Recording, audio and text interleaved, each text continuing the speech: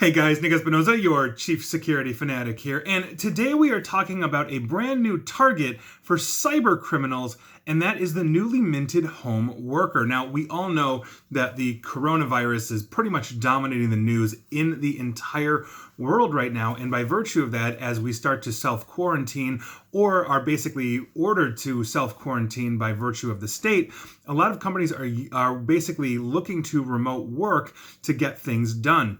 And as we move to the cloud and have been moving to the cloud for the past years, depending on the company, that can either be very easy or very difficult. And here's what's going on. The Center for Cybersecurity and Infrastructure Security Agency, or the CISA, is basically part of the Department of Homeland Security, and they are underlining concerns by issuing an alert yesterday on Friday pointing to specific cyber vulnerabilities, basically from working from home, remotely connecting into your office.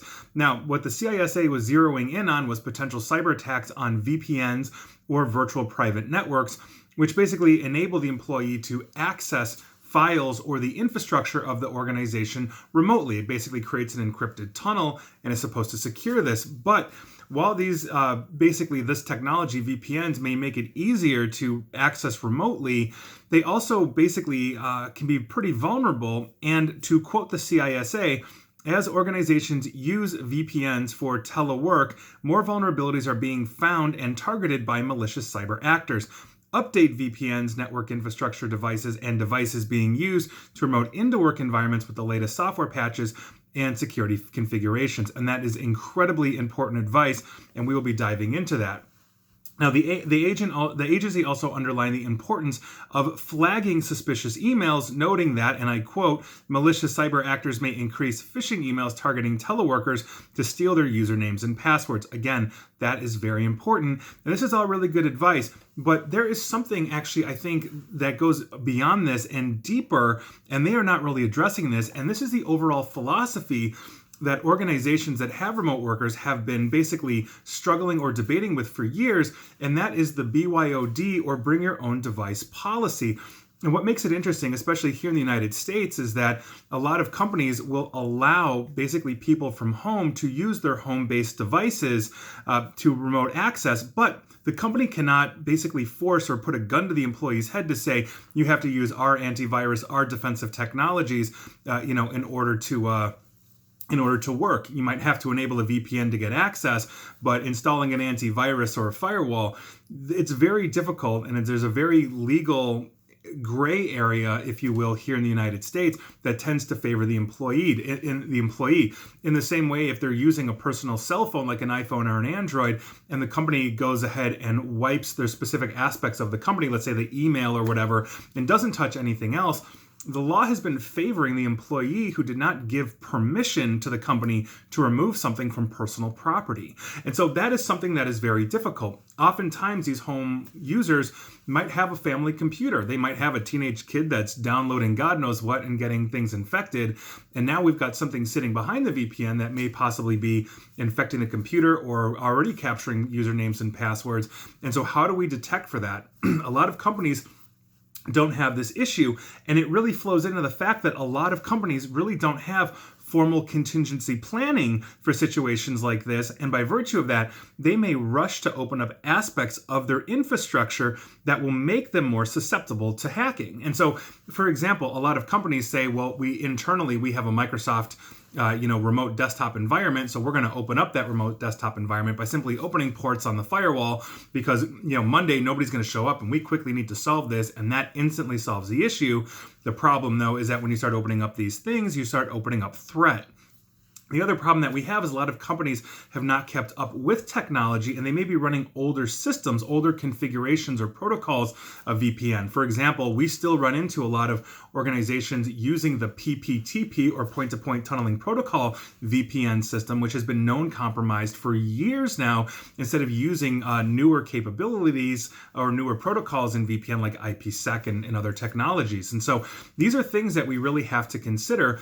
But as you are moving your workforce basically remote, make sure that you've got good spam filtering. Make sure that you are defending these. Make sure that if your remote workers have to remote in, you are running, let's say, as close to possible as a zero trust infrastructure as possible, meaning that remote session when I'm remoting into the office as an employee, my computer does not get full run of the network. It can't see every device. It only gets access to the specific resources it needs to lower that surface area for attack. Make sure you're enforcing all of these patch management and remote managed tools that you should have to ensure that your computers are fully up to date, as are the technologies, the hardware, the actual physical appliances or servers that are running your capability for remote access.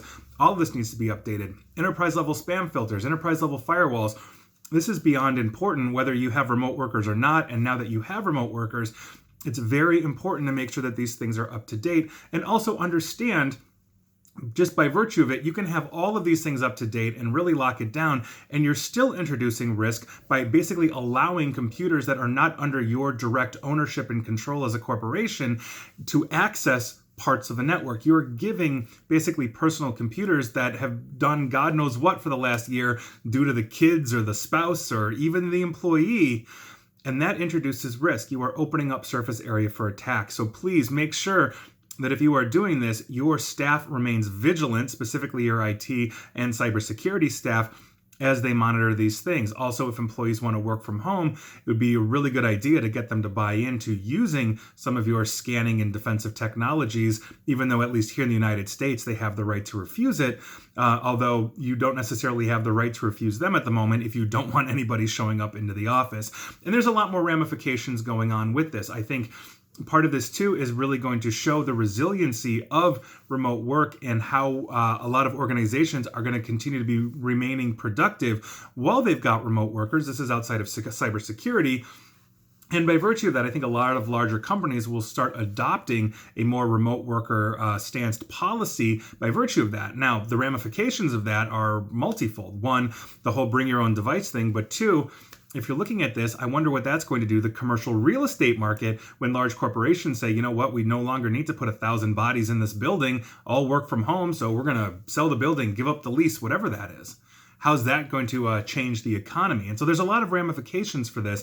But if we are focusing back at the original actual point, make sure everything is up to date. Make sure your defensive technology is top tier, not some mid-range thing that's not inspecting all the traffic. A lot of firewalls, for example, don't inspect HTTPS or SSL traffic because they don't have the capability to decrypt and inspect. You need a firewall that does this. These are very basic things that a lot of people don't think about, but it's important to realize for your organization. And so as we shift into this kind of economy and into a self-isolating remote working environment, understand your employees are much higher targets and your organization is much more susceptible to threat as you open up resources publicly to allow them in. So take that for what it's worth, but that is your news of the day. It's a very important message. And as we ramp this up in the next couple of weeks, I hope that you, and I usually don't ask, I hope you share this video with anybody that is in a position of leadership in a company that basically has to do this and has to make these decisions. I'm not saying hire me. I'm just saying think about these things and execute with your team and make sure you're doing it in a safe and secure and hopefully very monitored way. And so that is officially your news of the day. And please like, share, follow me here on Facebook and Twitter at NickAESP. And please feel free to subscribe to me at YouTube as well. And as always, stay safe and stay online. Thanks, guys.